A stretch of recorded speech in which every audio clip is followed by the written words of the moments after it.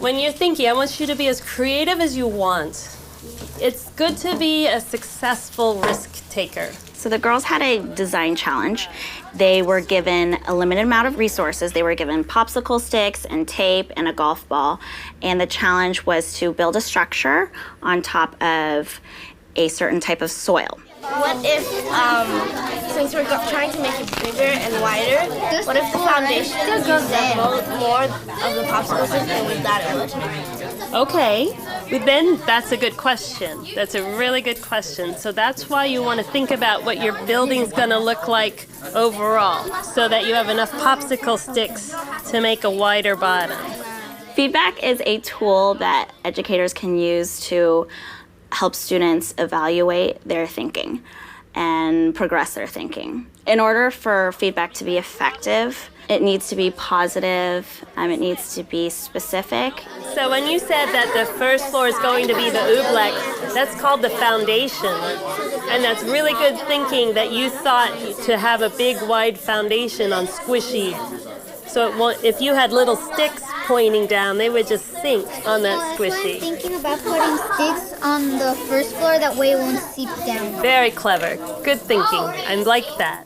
The girls that have that thought process quickly in motion and aren't hesitant to at least get started, those are the girls I identify as wanting to challenge them more with the design process. That's what a matte foundation would look like. A matte foundation looks like that, where it's just all solid. So that's a good idea.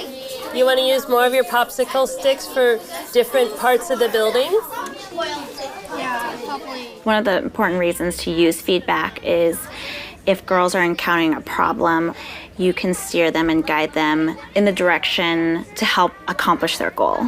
We're thinking of a plan of making a structure like this, but then I don't think we can do 2 levels like this. You're correct. You're not going to have it. I like that you're planning ahead and thinking about the materials, but you will run out of materials if you do it like that. So you've got to think of a different solution, a way around that problem. It won't work. I'm positive it won't work. That's not going to get you creative thinking. You got to feel like you can do anything. The encouraging part was when they just want to stop. And you don't want them to quit. You don't want them to have an excuse of why not to finish. And you just refocus back on the excitement of the project, or how far they've already gotten, how close they are to finishing. This is a teamwork. Remember, it's always teamwork. Oh, it's looking good. Almost ready. The owner wants his building. For a girl who's struggling, confidence is a huge issue.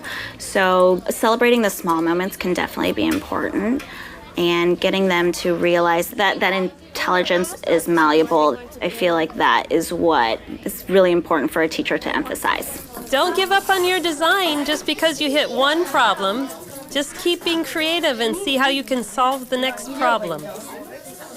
Very nice. Did you all notice when you were watching each other's get tested how many completely different designs you had? Well, that was really exciting. That means you're very creative and you'd make really good engineers because you just used your imagination. For instance, this one. What do you think about this? Is this something that you would hope would get built in the real world?